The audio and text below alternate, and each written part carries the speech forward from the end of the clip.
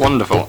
Good afternoon, everyone, to today's meeting for the Cabinet Member for Planning, Regeneration and Economic Development, which is me. I'm Councillor Ben Dowling, a councillor for Milton Ward. Before we go into the detail of today's meeting, can we quickly whiz around the room for anyone watching at home? Councillor Smythe. Judith Smythe, Councillor.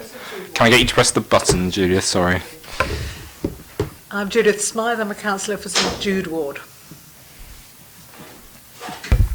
Councillor Dave Ashmore for Fratton Ward and also Cabinet Member for Environment and Community Safety. Wayne Layton, Finance Manager for Portsmouth City Council. I'm Daniel Young. I'm Senior Planning Officer in the Policy Team. Claire Upton-Brown, Assistant Director of City Development. Lisa Gallagher, Democratic Services. Thank you, everyone. A bit of quick housekeeping. We are not anticipating a fire drill, so if the alarm goes off, it is real, and we should all vacate quickly. I was about to say quickly and quietly. It's kind of default for me thinking about talking to young people. Quickly and quietly down the staircase and congregating at Queen Victoria's statue. We are streaming live. I was about to say if there are any members of the public that would like to not be in the video, but there are no members of the public here, so we won't worry about that too much. And finally, we have no apologies for absence and deputations. We have one from Councillor Ashmore, as well as a written deputation from Friends of the Earth. So from Rachel Hudson from Friends of the Earth. So we will get on with the meeting. Apologies for absence. We've received none. Declarations of members' interests. I haven't any. No. Looking around the room. Okay, that's shaking of heads for people that can't see Councillors Smythe and Ashmore. Agenda item 3. Dave, are you happy if we introduce the item and then you can do your deputation? Wonderful. When you're ready, Claire. The first item we're presenting this afternoon is the Green Infrastructure Delivery Plan. And Dan is going to present the item to members this afternoon. Thank you, Dan. Hiya. So the report begins just by saying out the importance of Portsmouth's green infrastructure network, not just in terms of its aesthetic role, but the benefits it plays to people's well-being, both mental and physical, to encouraging more positive air quality, building resilience to climate change, and various other kind of positives. The report moves on to set out the Council's kind of proposed approach for addressing green infrastructure in the city going forwards. More long-term, that will be through our green infrastructure policies in the local plan. But in the shorter term, we're putting forward the 2018-19 Green Infrastructure Delivery Plan, which sets out two approaches for delivering short-term green infrastructure in the city. The first part of that approach is through additional tree planting across the city. That might be through identifying vacant tree pits or other areas that have kind of potential for trees to be planted. The second part of the approach is through delivering enhancements to existing amenity green spaces around the city, and that will be informed by some more site-by-site kind of specific investigations to work out what opportunities there are for enhancements, and that will kind of inform the work going forwards. The recommendation is that the portfolio holder for PRED approves the approach for greening the city over the next year, as set out in the delivery plan. Thank you, Dan. Okay, deputation, Councillor Ashmore. I think I'm supposed to say you have 6 minutes, but you can take as long as you like within reason. I don't think I'll be 6 minutes, but no, having looked at the report, having looked at the strategy, I'm really pleased on this one, especially with my environment hat on, it's good to see that the corridor from Fratton Road to London Road, all through there, which is long. If you've ever been on one of them clean air walks organised by Friends of the Earth, you know, they'll point out how bad it is. We've got the air quality management areas. That's one of the ones that we're worried about on there. So it's good to see that greenery will start going up on there. On the steering groups we've had with the air quality, one of the things we've said is, you know, put greenery in places. Obviously, as we know, it takes off the carbon dioxide and it helps beautify the area. It makes it more pleasant to walk around. You know, Portsmouth, kind of some areas, it's mentioned in the report, like Fratton's got you know, it might be difficult to put them in because it's got that reputation as a bit of a concrete jungle in places, but this is a way of really going for it. And it's really good to see a report in black and white led by the council of actually greening an area and going forward with that, an actual strategy on that. And it's good to see it's a street by street thing, so it's going to be you know, the best benefits going. It's not just a generic let's tree planting exercise thing. This is actually something that's going to last. And yeah, I really just want to say I really endorse it. I'm really happy to see that one on there. So I would happily recommend that as well to you, Cabinet Member. Thank you very much, Councillor Ashmore. Okay, Councillor Smythe, we won't bother with questions and then comments, etc. We'll just do general conversation. Anything you would like to add or ask? I'm hugely in support of this. I think it's great. I think it's very good. I've got one or two comments, and perhaps afterwards, Chair, we could decide whether or not they should be amendments to the plan or to the decision on the plan, if everybody else agrees that it would enhance the opportunity of this being implemented. I mean, I suppose the first thing is that it would be nice, perhaps in a future iteration of the plan, to see some clear targets and a budget, because without that, it's very difficult to see how we'll know if we have improved things or whether it indeed is feasible to implement it. So that's the first point. The second point is, I mean, I think that would mean that I would want to approve this, subject to eventually, within a reasonable timescale, seeing actual targets and a budget of some sort. Linked to the budget is, I wondered if we should we should involve local communities in this to make sure we have a real chance of implementation. As a ward councillor, I think it'd be really nice to be able to go around and offer people the opportunity of a tree in their street and help them to locate where it should be, and perhaps to ask local people to fund a tree. Sometimes people like to fund something in the public realm as a memorial to a departed loved one, for example, and that has been suggested to me by a number of people who I've discussed this with. And in which case we would need to publish a cost list of some sort, and we'd need to publish advice to the public as to what the choice of tree would be to give the life-giving environmental and health benefits that there would be. So I think a little brochure saying, would you like to plant a tree in your street, with some guidance to local communities would be really good, and it would be a nice thing. I would enjoy doing that as a local ward councillor. I'm very keen on this agenda, and I'm sure others would too. The third thing is the whether or not this policy will be incorporated in the local plan, which I feel it would need to be to add weight to this. And the fourth thing is, does it change our policies about trees in private gardens?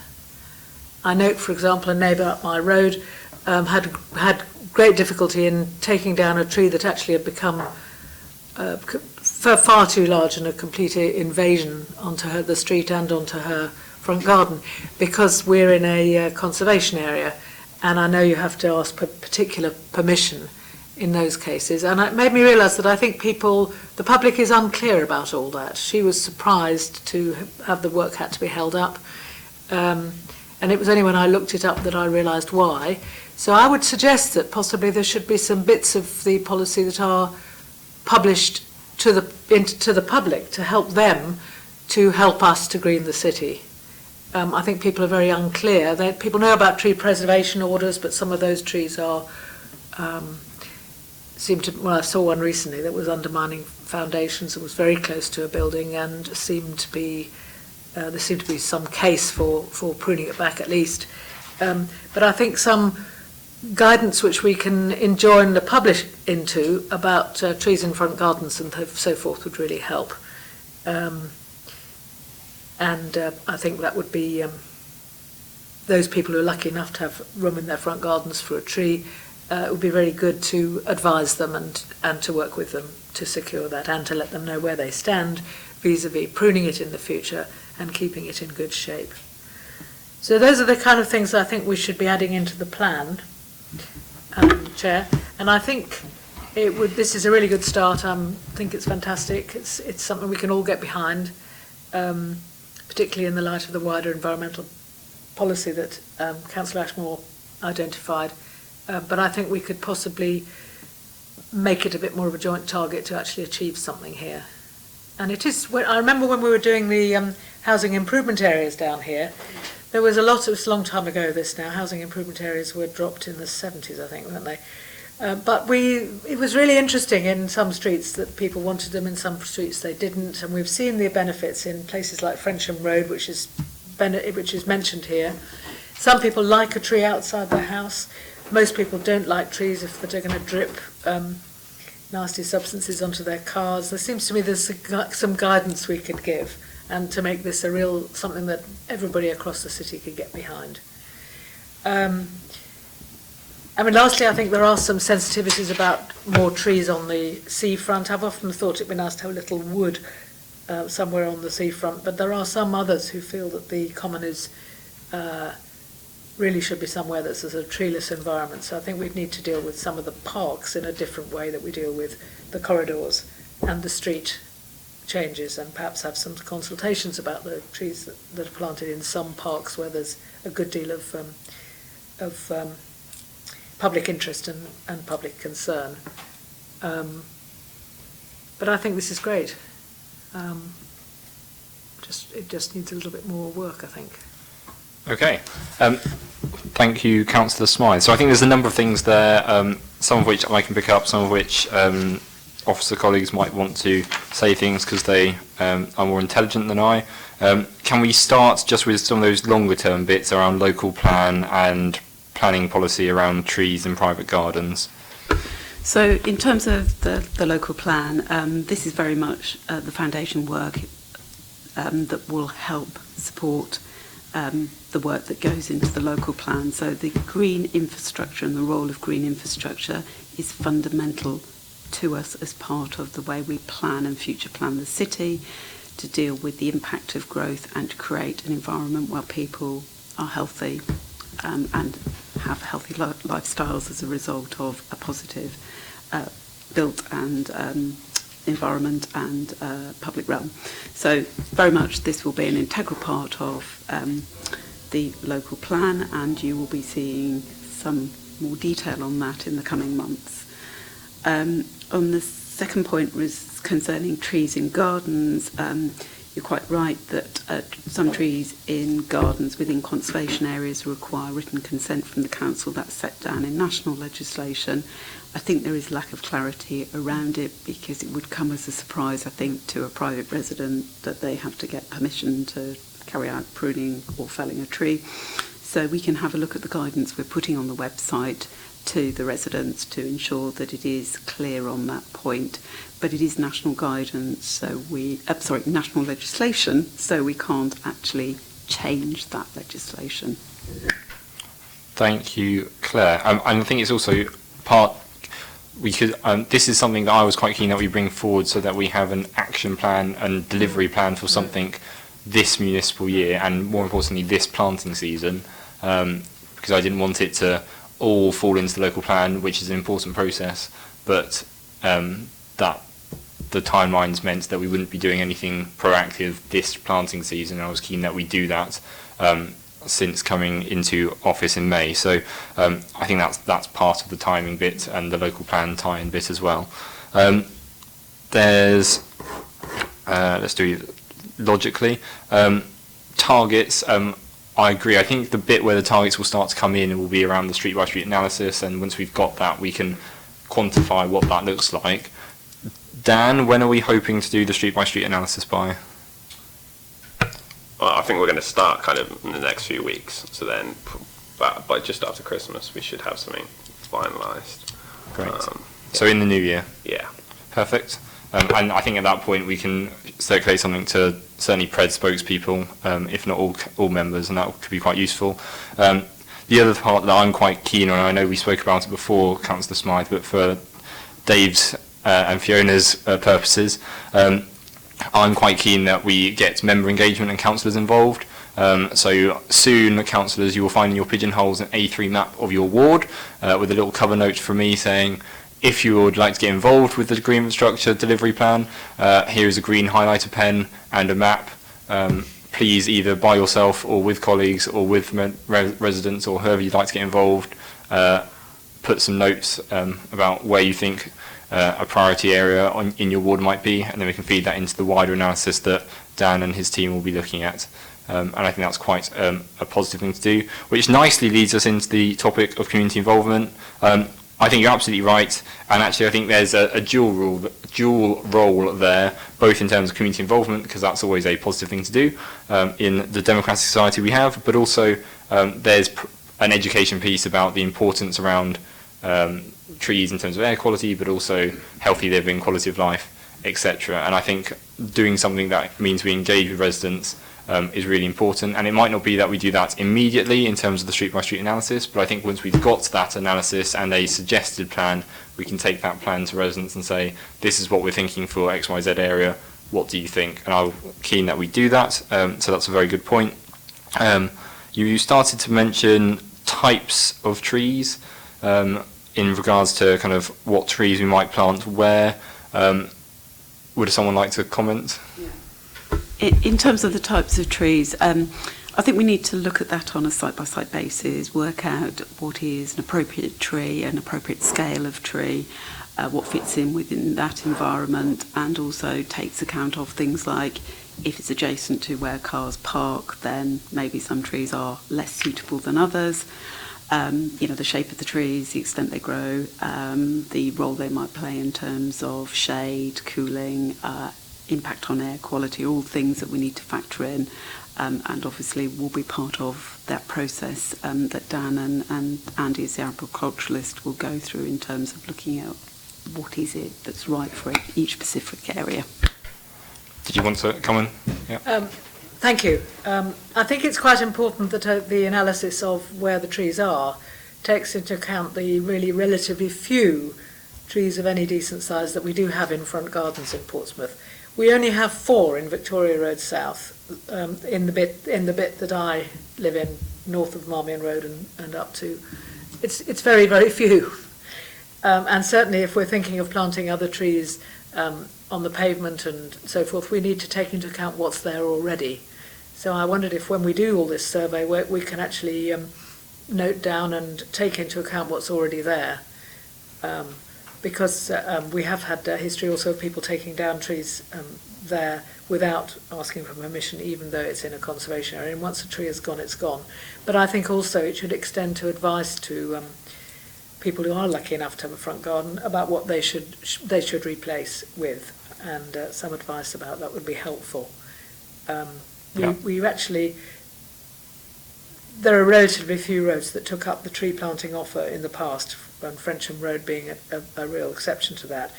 But most people who have a number of trees in their roads do like that, I think. And lastly, what I haven't mentioned is, of course, trees in new developments. We have, I know, I've gone on the planning committee, we have approved some plans where there are trees built out onto the pavement, but I would think we ought to take up more opportunity to do that. Which I assume falls into longer term local plan work. And we'll certainly make sure that it's totally grounded, but it's also part of the understanding what's there to help us inform and work with developers to make sure that what they put in sits comfortably with the environment they're putting it into. I was just thinking that we approved a good planning application recently in Exmouth Road, and that we could, in retrospect, have thought of asking them to put 2 or 3 trees in suitable sort of planters along the road there. That would be a road where I would think there's just too few trees, there's hardly any. So that might need to go into the local plan as something. It's a relatively low cost out of the cost of a large development, and I would have thought it was a contribution that people would be willing to make without too much fuss. Yeah. And Wayne, as the finance person in the room, could you just confirm where we are in terms of budget and funding for this? The report doesn't kind of set out individual schemes. So basically what we do is we need to identify funding sources as individual projects come up. Yeah, so following the street-by-street analysis, we'll get that in the new year. Mm-hmm. Presumably me or someone else within the council will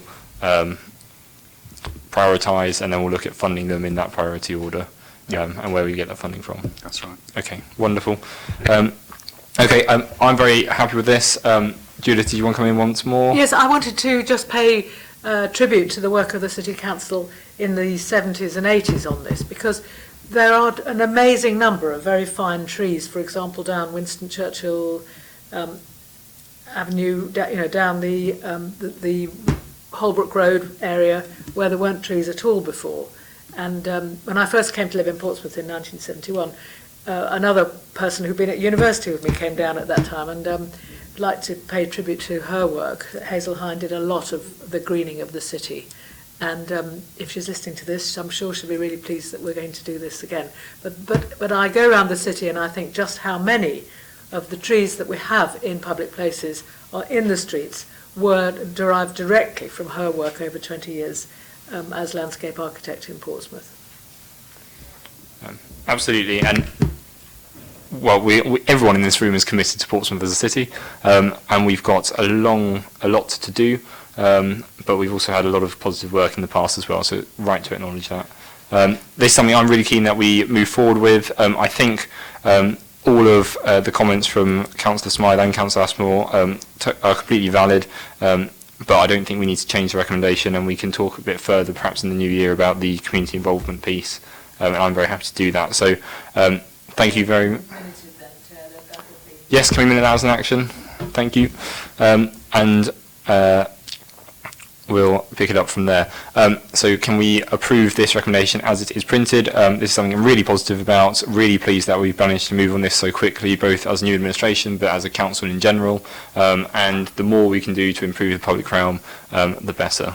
Thank you very much, everyone. Moving swiftly on to the next agenda item, which is item 4, planning enforcement policy. Claire, back to you. Thank you. So the purpose of this report is to agree a local enforcement policy. The National Planning Policy Framework identified that it's good practice for councils to have such local enforcement policies, and that they are displayed on the website, both to manage the expectation of people who are raising concerns about unauthorised development, but also those who may be the subject of that concern, to set out how we prioritise and deal with the matters. The report sets out the policy which reflects the way the enforcement team are currently operating, and the purpose of the report this afternoon is for you to approve this local enforcement policy and for it to be published on the website. Thank you, Claire. I've read through this and I'm happy. Councillor Smythe, anything you want to add? I've got a couple of strategic points and a couple of general points. I think possibly achieve the paragraph about on page 6 of the report, page 22 of our bundle, achieving compliance efficiently, should be a bit stronger. I know planning permission can be sought retrospectively, but we would prefer it if people didn't do that, wouldn't we? And I thought that it ought to say planning enforcement in the first, just cross that top bit out and say planning enforcement in the first instance aims to remedy harm caused by unlawful development and not to punish. If works to a development have already begun or been completed, permission can be sought retrospectively and will be considered on the merit of the application. I think it's too much of a bland statement. We really mustn't. It confuses the planning committee, quite apart from anything else. It's very difficult to be clear about the development when something is already there. And I wondered then if the property owner should be asked to suspend action while we're waiting for a planning application. And the last thing is, I don't think that this policy sufficiently emphasises the fact that we do have a legal right to ask people to knock down and reinstate. I know it's very rare, and I know we shouldn't encourage, but actually there's no point in having an enforcement action legislation if it doesn't say that.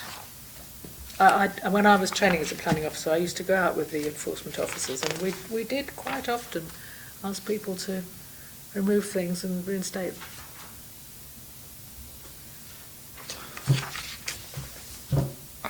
Okay.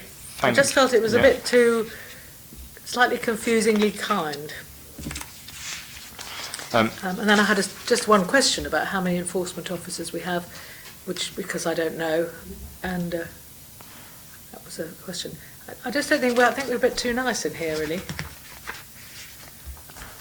Okay, can we answer the easy question about number of enforcement officers, and then I'll come back to the other bits. Okay, in terms of number of enforcement officers, we currently have 2 full-time enforcement officers, and we've recently moved someone that we had as an apprentice into a role that assists doing enforcement work, and his skills and experience are developing rapidly, so effectively we have 3 full-time resources. In terms of what they actually do, they do see schemes through from start to finish, so they will proactively manage development sites to make sure that conditions are complied with, not just respond to complaints of unauthorised development.